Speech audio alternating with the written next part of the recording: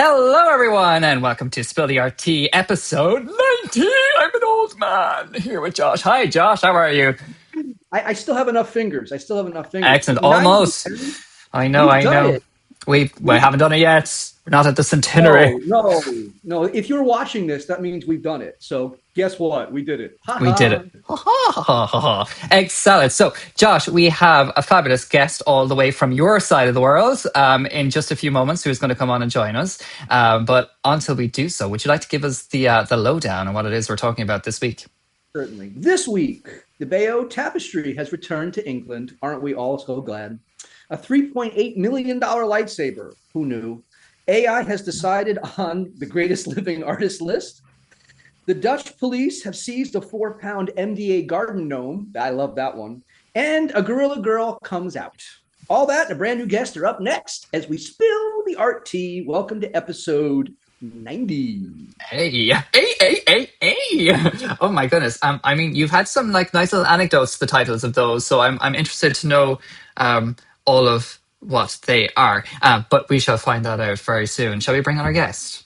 I think we should. Yes, it's all the way from Come on California. down. It is Ben Butcher. Hi, Ben.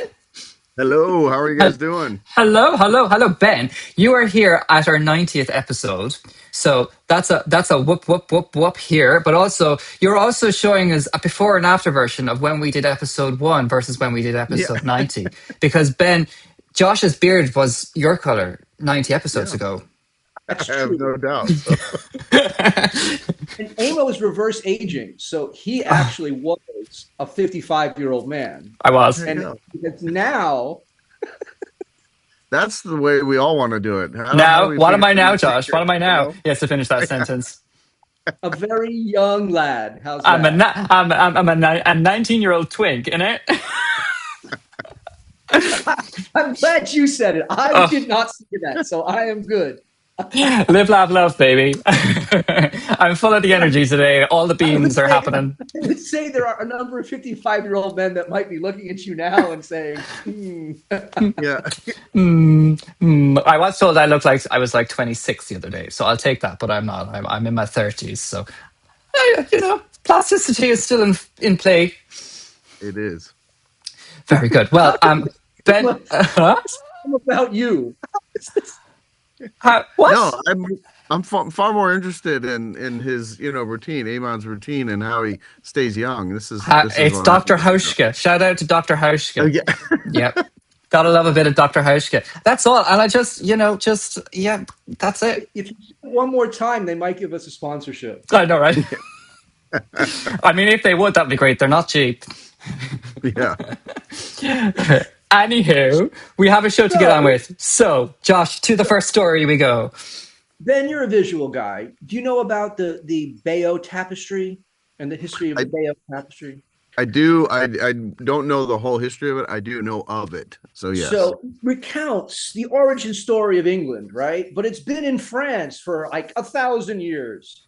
It has returned to England. Yes, finally. Can you sense? I mean, I was so relieved. I mean, I felt the world move, didn't you? The world moved for me. I just love this. Deal. I love this because so this is the image that I found a couple of days ago when they were transporting this incredible artifact to the UK, and you can see if you look closely enough that the actual flight case is not touching anything, so it's like a springboard ready for all sorts of the horrific British roads. But I think what's even more important to notice is that we need to take a flashback to a previous episode of Spill the RT, where we were only interested in how many dicks were involved in the Bayeux Tapestry. That was so the bone of contention, pun intended, was which were sabers to put said sword in, and which were swords. I mean, the last count I heard was 119. 119. Wow. Sabers or sabers. Yes. Sabers. Yeah, for sure. Yes. Sabers. Yes. Yeah. Yes. It is. It depicts quite a lot of horses and their appendages. And I feel like because it is now local to me, I have booked my ticket. I am going to go and see it, and I may do a feature-length episode of my trials and tribulations of going past all of the featured How much? appendages. How much are the tickets?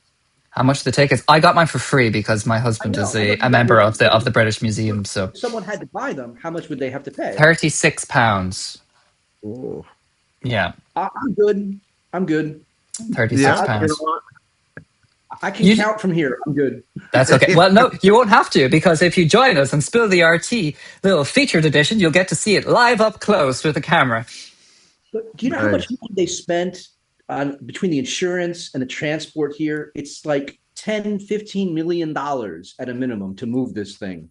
Like Crikey. 150, it's like 150 miles. We're going from France to England here. This is not even crossing counties in California. This is bizarre to me. Wow. It's an important piece, you know, that, you know, with all those sabers, you got to protect them. You do. Well, I You just do. it, it's funny because in the US, like we sell the Constitution. The copies of the Constitution go up for sale and people buy them, right? Like Yeah. we can give a damn about our history. It's like, hey, it's available, let's buy it. Yep. This thing's Yeah. 1,000 years old, and two countries had to negotiate for decades to make this happen. It's kind of a very different way of dealing with history. Yeah. That's Yeah, a I mean, lot. our Constitution ends up in the thrift stores, right? So, you know, people find them on the back of picture frames in the thrift stores. So, you know, hey, Oh, you must have tuned into previous episodes too, Ben, where we talk about what you find in the attic for the best value. exactly. Shout out to the first 15 episodes. Yeah, Your best attic find. What painting have you found? Oh, it's a Renoir. That's yeah. 1.2 million pounds. So, going from one level of insanity to another, how much do you think someone would pay at auction for a lightsaber from one of the Star Wars films? Oh, it's going to be a scary number, I'm sure, because Hmm. Star Wars fans are, you know, it's got to be in the millions. I don't know where, but yeah, Yes. I don't want to know, but okay, I'm sure you're going to tell me. This one sold, this one was from Empire Strikes Back, and it went for $3.8 million Wow. for a Whose prop. specific lightsaber was it? This is this was the one that was attached to Luke's hand that was severed. Oh, So this is the one that goes down the Cloud City and goes out and gets found eventually because it shows up in later films. wow. There, look, And there's his hand. yeah, I know. Look at Severed. that. Does it come with the severed hand? Like that would at least be worth another, you know, 500,000 for that. No? Those who are listening, a literal severed hand holding that lightsaber. I don't know if it comes like this. That's worth investigating, actually. If anybody knows, leave a comment. I liked was, you know how Google's been Jimothy across the screen? If you Google Jimothy, you kind of Jimothy the lightsaber across the screen there. That was kind of nice. That was nice. Thanks. Thanks. Yeah, it's A-class graphic work here. Gotta love the kitsch, guys. Gotta love the kitsch. Yeah. Who says we're not professional? You did. Yeah. To be clear, right? There is only one of these, and so I guess if you're a collector, you're like, well, look, that's the prop. This is why it goes. These things now go for the same auction houses that sell art, right? Because it's treated as one of a kind cultural objects, and obviously people will pay for it. On the flip side, it's kind of like, well, you could get that print for $100, or you could spend 10 million and buy the actual original. You can get the same lightsaber for $300 as a really solid class repo, and no one would know the difference other than the little cola that says this was the one that was in the film. Yeah, Right. but you know, it's like having an original painting. You know, if you have an original painting or a very, very good replica, then, you know, you are going to want the original painting. Yeah. I don't know. It's not like I'm not a collector. It's not like I don't have things, but I think it goes to a certain kind of insanity that humans have. Because, like, how do you collect? What is enough is enough. You don't get. It's not going to go with you. It's other people get it. You die. It stays, right? Like, It's a good investment, though. Yeah, hopefully it brings that person joy when they look at it. At least, you know, 3.8 million moments of joy. but that's the thing, right? Like, so Yeah. much art is in these free ports. So many of these collectibles are locked away in vaults. They're not being enjoyed. They're not being seen. they're hidden away, right? Like they're used as insurance collateral and they're loaned against and things like that. It's like a perversion of what the thing was in the first place because it's not even seen anymore. It just hangs around in the dark. Yeah. Yeah. I feel bad for the things that are in the free ports. Like there's like 10 million paintings in free ports around the world that just sit in the dark. That's a good point. Yeah. Sorry to personify the paintings and all, but I feel bad for them. They're like, doesn't anyone want to look at me? I can't frown. It causes wrinkles. Yeah, I see. I'm supposed to be smiley here. That's tip number 1, Josh. You're looking for tips? There you go. Stop frowning. Think happy thoughts. Yeah. You okay, Josh? Josh is having a bit of a giggle fit there. Okay. So that's it. Are you ready for the next one? I am. Okay.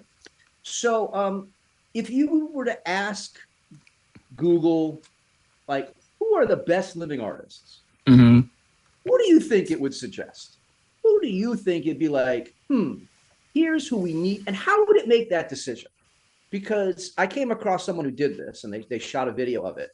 And it named Murakami and what's her name with the dots? Kusama.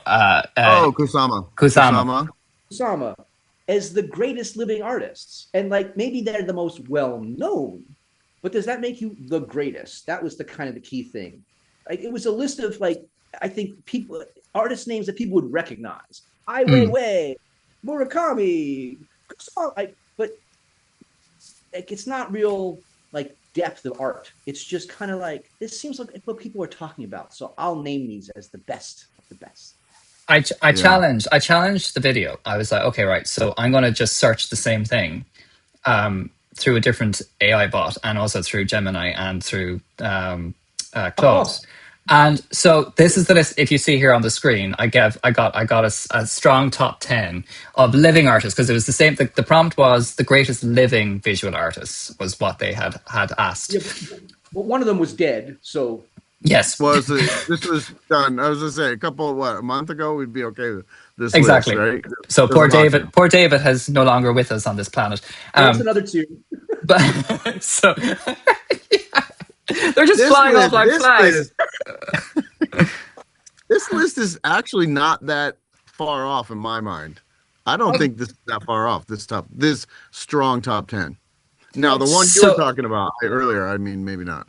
So they suggested. So the pretext to this was that this is who they would suggest as the most influential living artist, not necessarily by sales at auction or presence in galleries or etc. More about influence.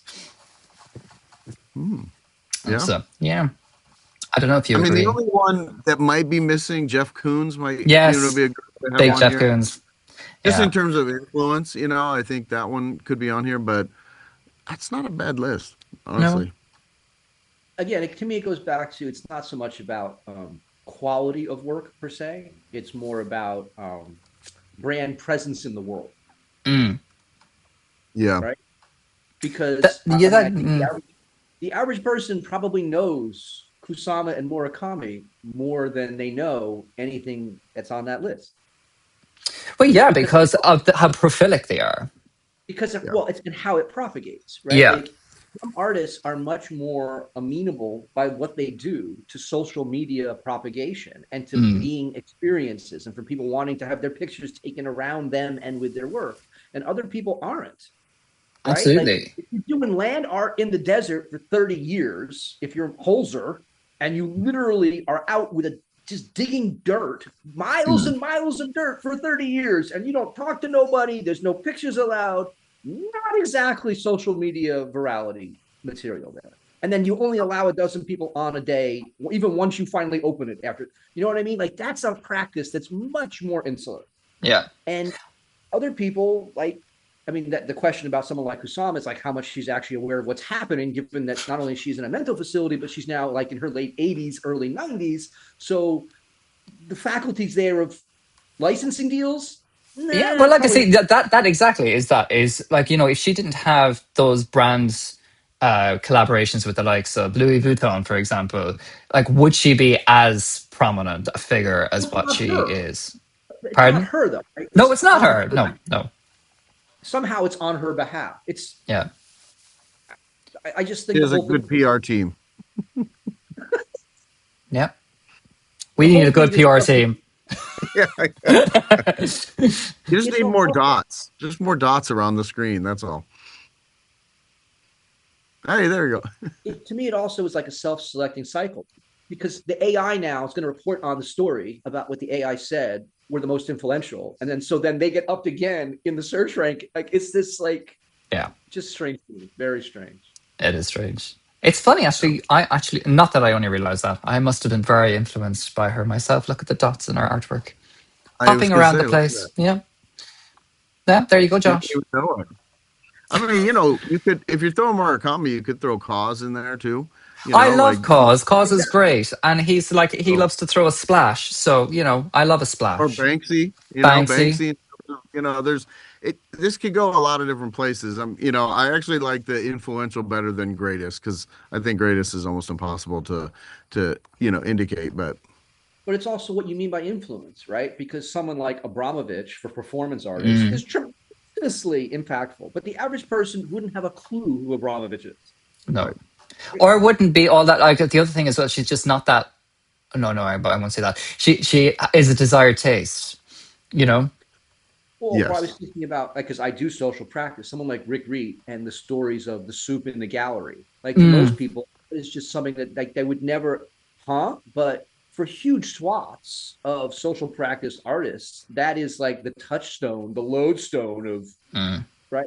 So it's like influence is mostly about what's the audience that you're talking about being influenced, yeah. right? Like yep. someone like Cause, someone like Banksy. I mean, yes and no, right? Because when Banksy stuff was on the streets of New York, the average New Yorker walked by it and said, "Go screw yourself! I'm not paying $35 for your original," and walked away.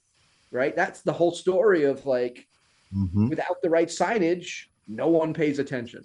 Yeah. Yeah. Oof. I don't. God, that was.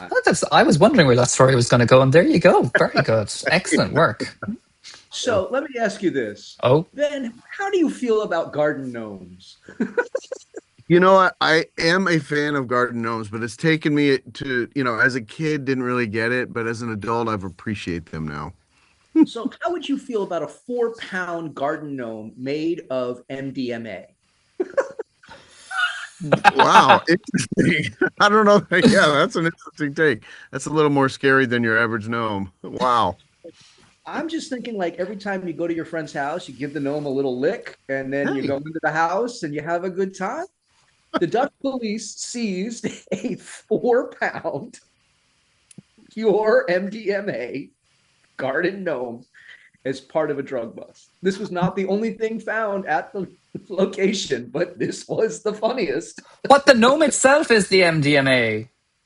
Yeah. Oh my god, I totally read that wrong. I thought that the MDA was like inside the gnome, hidden. the How would you best put thing, four the pounds best of thing is the pose. The Oh, pose the of pose it. is great. They're like, Yeah, you don't know what you're doing. I realized how they screwed it up. They didn't paint it, right? They didn't yeah. treat it Ah, like a garden gnome would be treated. And so that kind of lets on that it's not a legit thing. But this is a long time thing. Smugglers have been doing this for a long time. I've never seen it as a garden gnome before, but they'll press the powders of various drugs into various kinds of shapes of things. And then upon like a quick inspection, it looks like stuff that's been in plaster, for example, right? And so sometimes it gets through in loads. This is the first time I've ever seen. It's a 4 pounds. It's a 2.2 kilogram, 4 pound garden gnome. crikey. I It's the wonder size of a small child. if you painted it, though, I suppose you wouldn't get the same effect, because it probably would, cover it. Well, I guess I would seal it with something that wouldn't taint, and then I would paint on top of it using like biodegradable paints. Like I was actually, yes, I was thinking about this. I How since the can I whole get thing, away with this, says Josh. Yeah. because on its face value, again, no pun intended, it could have worked because no one's thinking about garden gnomes as like smuggler's paradise. That's not. Not on anyone. There is a house nearby me, and in the Lightwell there is about, I'd say, 600 garden gnomes. Maybe that's what they're doing. Maybe that's what it is. Maybe they are all actual MDMA gnomes. I can't even say the thing. Maybe it's the Am new I on thing. MDMA? Instead of putting tennis shoes over the street lines, you just put your gnomes out, and that indicates, hey, this is where I can go get some. There's a scene from Fear and Loathing in Las Vegas where a guy has walked into a club and given out free doses of acid, and this is like the Spancel fine, old style, and Hunter goes into the bathroom and spills it on himself. And so a guy walks in and he's like, "Hey man, what you got there?" He's like, "It's acid, man." And so the guy immediately starts sniffing his arm. As he's doing this, another guy walks into the bathroom and witnesses this happening. And the line is, that guy has to go through the rest of his life wondering what's behind bathroom doors. Yep. Oh, dear. Yep. There you go. Good story. Now, what's behind the gnomes? In the movie, it was Flea, who was the guy sniffing Hunter's. It was Johnny Depp. Yeah, that's right. Flea sniffing his arm, jumping up and down, and it's quite the scene. And so, I can say, I started the possibilities to me of it. Just like, where would you go with this? Because you have like a whole garden gnome family. Could you create like garden gnome trees and mushrooms and things and do them out of different drugs? And then I saw an article this week. Big Pharma has created a new kind of tobacco leaf that actually grows 5 different kinds of psychedelics. And this is a real thing. Wow. I think you're going down a garden path there now, Josh. Big Pharma is getting into psychedelics big time, right? And tobacco is it has transcription very easily. So they have literally bred a tobacco that grows different psychedelic compounds as part of its growth. Yikes. Yeah, yikes is right. And the fact that Big Pharma's got a hold of it, that scares me even more. Hey, I don't want to be sober in the reality that we're living in. We took a wrong turn at some point. I don't know when, since about 2008 or so, right? We wandered off into like the dark future. So Yeah. I think the more psychedelics out there, the better. Like, don't deal with reality. I agree. I think I trust the gnome more than Big Pharma, though. Yeah. I'll take my chance with the gnomes. Point taken. Absolutely. That's great. Love it. Exactly. It's bust. That gnome is bust. Yes. Speaking of art animals, for years, the collective known as the Guerrilla Girls has been an anonymous group of art activists. In fact, they're the ones who kind of came up with the term. Artivism is a way of having things where you draw political attention and do things. They have been, no one has known who they are. And actually, we don't know who most of them are still. But one person did, apparently, because she's coming to the end of her career. She's retiring. She can no longer do the work that she wants to do. So she's kind of like cashing out. And so her name is Joyce Kozoloff. She's a well-known, actually, artist, and she is a Guerrilla Girl. So there you go. We know for sure who one of the Guerrilla Girls are, but apparently she had to get permission from the other Guerrilla Girls to come out to the world as a Guerrilla Girl. I see. There's some of the Guerrilla Girls in action there.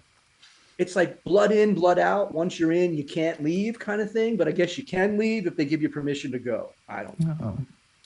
So maybe for those who are not necessarily familiar with the Guerrilla Girls, maybe give us a little backstory as to what they are. Well, as I say, they're a feminist collective of various artists who would have various kinds of real world art happenings, experiences. What would you say? Political protests of various kinds, generally challenging patriarchy in different kinds of ways. Across the last 40 plus years, I would say. And how would they compare to the Tomato Twits? The Tomato Twits. Yeah. Is that their official name? Do you remember the Tomato Twits? The Tomato Twits, for those that speak American English, are a bunch of art people, art activists who believe that destroying art or attempting to destroy art is how you actually protest. And that's not what the girls know. Okay. So they're less destructive. would take over spaces. They would do parodies, the kinds of things that have shown up, for example, on the National Mall, parodying the current turd in chief. That kind of stuff was started by them decades ago, right? Like Okay. long before social media, long before the modern world, and where that kind of activism, right? The best stink you could make would be to show up on television or in the newspaper. And it was more about literally connecting with people in the moment, because if you weren't there, you kind of missed it. Yeah. Missed that, don't you? Well, I'm Yeah. not the only one. Our whole world is crying out for analog experiences because the digital world has invaded everything, right? Like my dad is 88. He does not like going to restaurants because he doesn't like having to use an iPad to order something, or to have to Yeah. use a QR code to pull up a menu, or like. I agree And with you. I'm not Yeah. bemoaning, like it's not like the world was perfect back when it was analog. On the other hand, the digital world, I think for most people, is not as enjoyable as we were promised. Oh. Yeah, I know. We don't have our flying cars. We don't have our Well, flying cars. Where are they? but Yeah. going back to the Priorities, psychedelics, people. that's exactly Brave New World. That's Huxley, right? Yeah. Like you take your soma, you go on with your day, or Philip K. Dick. You have you take your daily hate. You take your pill. You have your was it in It's like a bow and arrow. Do androids dream of electric sheep? You had your Mercer handles. You had your communion of the Yes. day, Oh, yeah. and then you got on with it. And you took your pills, and you dialed your mood, and onward you go. I'm trying to figure out what you're talking about, Josh. These are all That's okay. dystopian. These are all dystopian science fiction works that describe societies wherein people are taking drugs in order to get through the day. Okay, I understand. I'll take the drug. That's fine. I'll take the drug. If it makes life easier. I think that was Well, my point. That was yeah. my point. Since we're living in idiocracy, we're living in Mike Judge's, crazy, predictable, world that we're in. Yeah, like we all need something to deal with that. I don't Oh, know. you don't know? Still, to Well, get back to the story and the revelation of the Guerrilla Girl, a little part of me kind of did shed a tear, because I kind of like the idea of going out as anonymous and having people not know who they were. do you know why she wanted to reveal herself? Well, I think, again, because she was retiring and getting out of the business entirely. Yeah. Okay. But she could have just slipped away quietly. That's what I'm saying. I mean, it's a choice. There are plenty of artists that are anonymous artists, right? Yeah. That are not just like artivist, political act, like just painters or whatever, who do the work anonymously and no one knows who they are. And like Banksy is a perfect example of that, even though most of us actually know who he is, but we don't talk about it. But the point is, right? Like there's something nice about knowing that not everybody has cashed in or cashed out. And even if it's not really for cash per se, right? But it's like you're attaching a name to a face, and it's no longer what it was. Yeah. Do you think she retired the mask too, or just you think that I'm pretty sure. I'm pretty sure. I'm Okay. pretty sure the mask has been retired as well. Yeah. Yeah. Okay. There was a seance circle where it was put back into the next world. Well, Yeah, surrounded by gnomes. Yeah, surrounded by gnomes. I imagine at some point those masks will end up in like the Whitney or MoMA, or right. Like we're talking about things that are really important art historically. So I'm sure that they're not going to go to waste, but they are a movement. It ain't my problem at the end of the day. It ain't. Well, speaking of movements and actually bringing art into the physical world, I think we should talk about Ben now. There we go. Yeah. Okay. Just talk about you, Ben. Talk about yourself. The perfect transition from I know, Guerrilla right? into me. So perfect. Tell us about yourself. So those who do not know you and have no idea of who you are, where you come from, give us like the lowdown. I'm the younger version of Josh. I think that's what we established, right? Well, yes, of course. So in Josh's earlier life. No.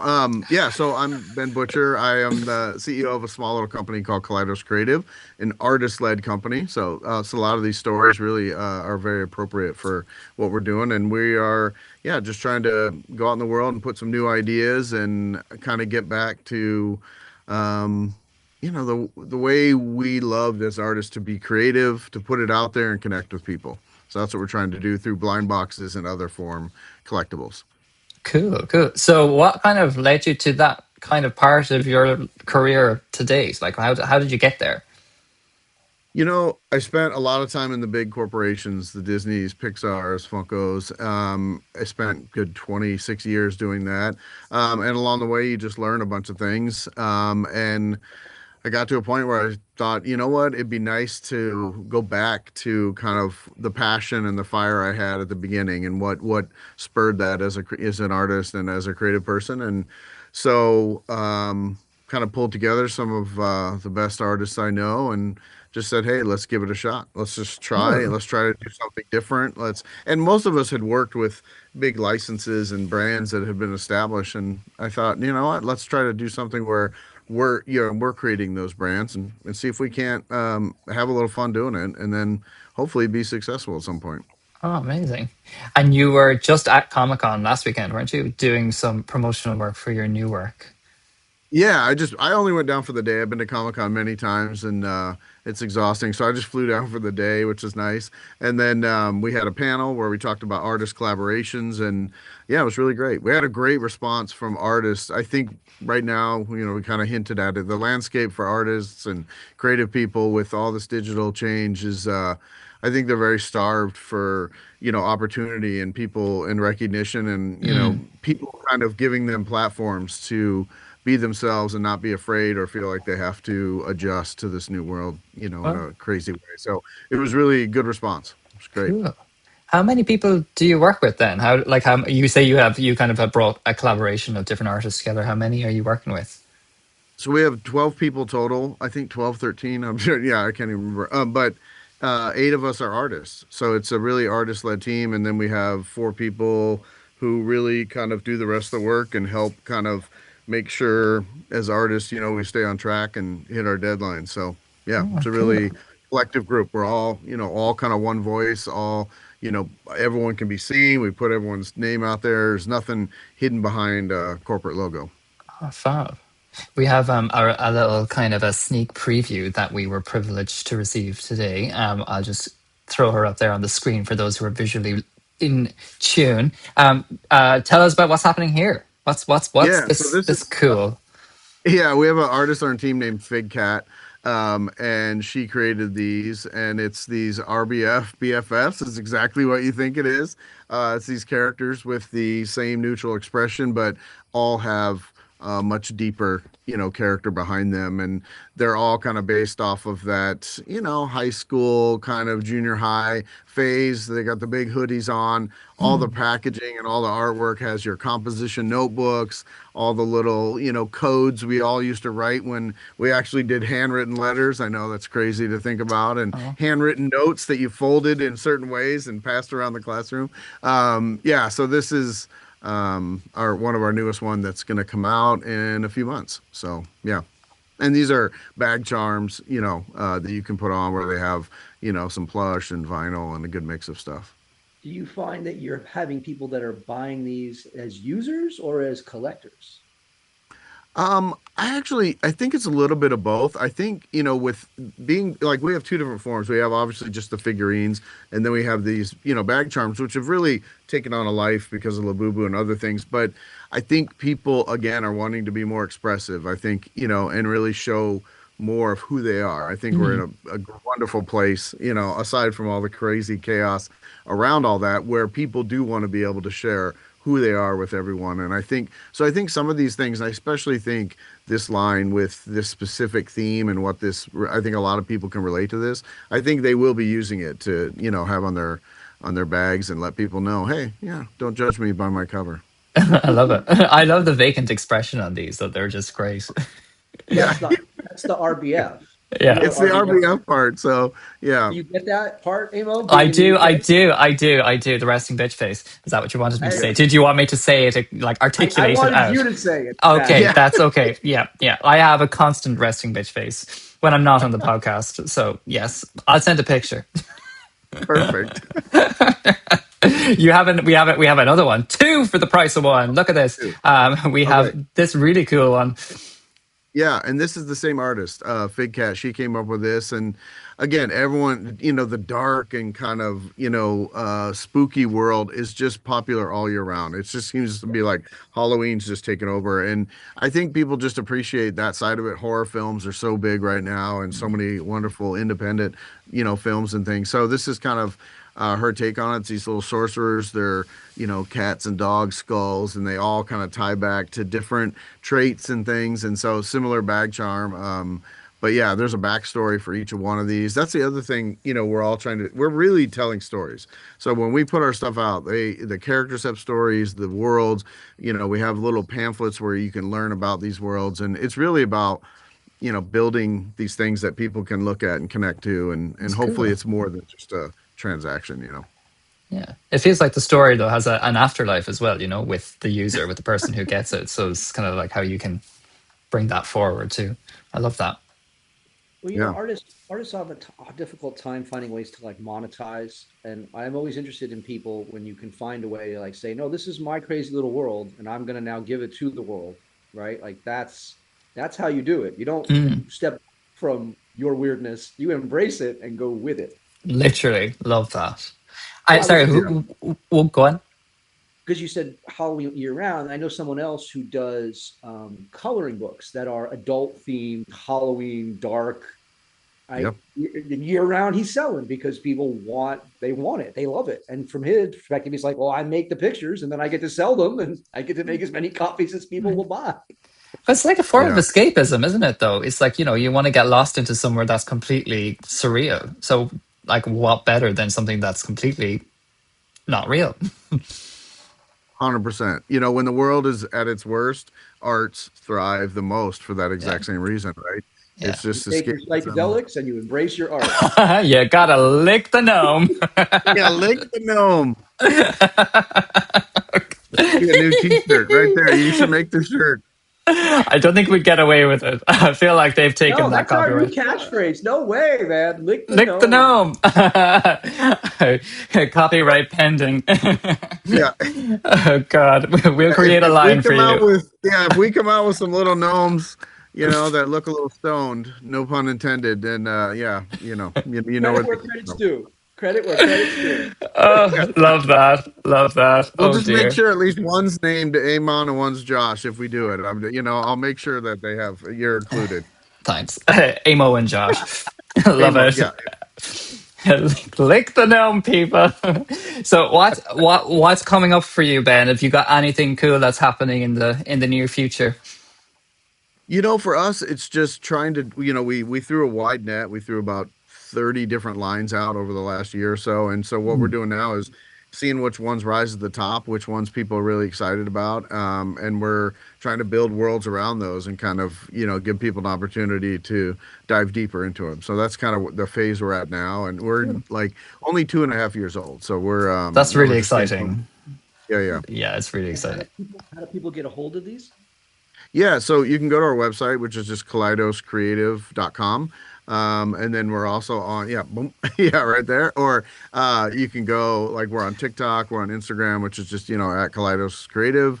Yeah, Cool. so We'll those put are the, all those links in the descriptions below. Ha ha ha ha. Ben, yeah, there you go. Nice. are you making anything? Are you doing any design work or any creative stuff yourself? Are you doing any?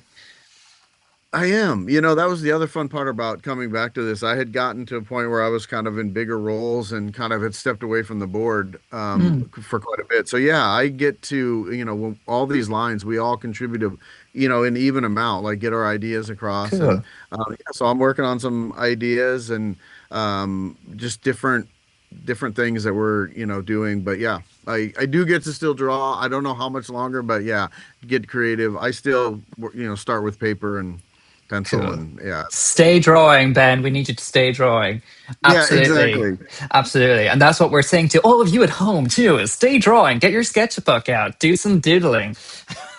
Yeah. That is my That's pitch to doodling. you. That's doodling, not diddling. Do some Yeah, doodling. Do doodling. some Yeah. doodling. If you want to do a diddle too, that's fine. That's okay. We're grand. We have established long time ago that this is not for the faint-hearted, this podcast. Yeah. Just don't. So I don't want to see doodles of your diddling. Thank you. I'm good. we don't want those doodles. No, but you can diddle after you doodle if you want. Yeah. If it's a really good doodle, it may force you to diddle. What You Ah! know, what you do in the privacy of your own diddling domicile is not my problem. Oh, I love it. I love it. I love it. We're going out on a high today, folks. So do check us out on all our social channels at www.newacollective.com or at newacollectiveart. Check out Ben and all of the links in the description below for all of his activities. And yeah, that's all we have time for. Sad. But until next week, when we're joined by yet another new guest, stay tuned, stay creative, and we'll see you then. Bye for now, folks. like a gnome. Bye.